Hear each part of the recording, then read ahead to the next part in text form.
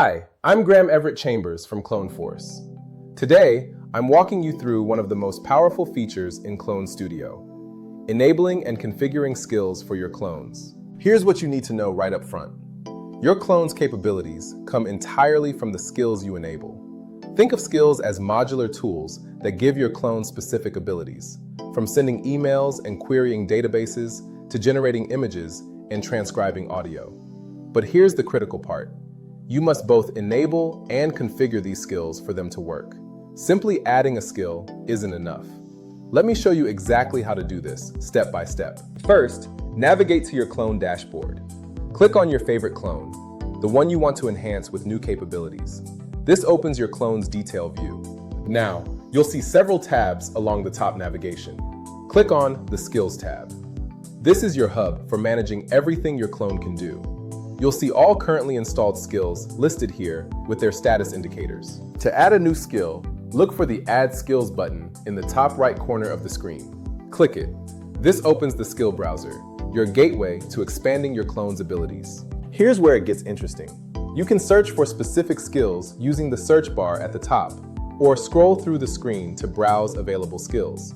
You'll see both public skills from the Clone Marketplace and private skills created within your organization.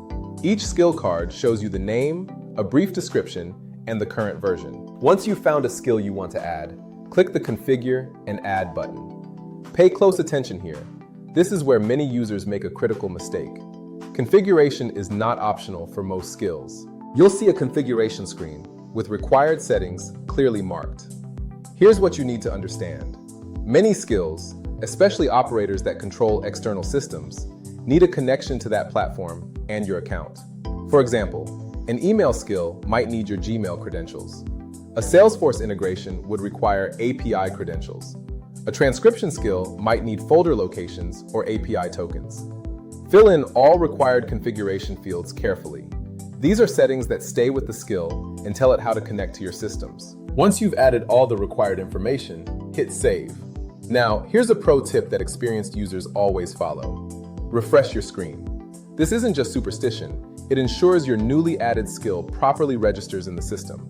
It's a simple safety step that prevents confusion down the line. After refreshing, search for the skill you just added in your Skills tab. This confirms the installation completed successfully. You should see your new skill listed with an active or enabled status. Now click on that skill itself within the Skills tab. This opens its description panel, and this is critically important. The description shows you exactly what the skill does, its capabilities, and, most importantly, how to trigger it. Each skill responds to specific phrases, commands, or contexts. Reading this description carefully is how you learn to use your new capability effectively. Finally, it's time to test. Navigate to Clone Chat from the Chat tab. Give your clone prompts specifically designed to trigger the skill you just added. If you added an image generation skill, try asking for a specific image. If you added a transcription skill, upload an audio file and request transcription. Watch how your clone responds. A successful execution means you're all set. If the skill doesn't trigger or returns an error, revisit the configuration to check for missing credentials or incorrect settings. Here's what makes this truly powerful. Skills work together. Your clone can chain multiple skills to accomplish complex tasks, like transcribing audio, summarizing the content, and emailing the result, all from a single request.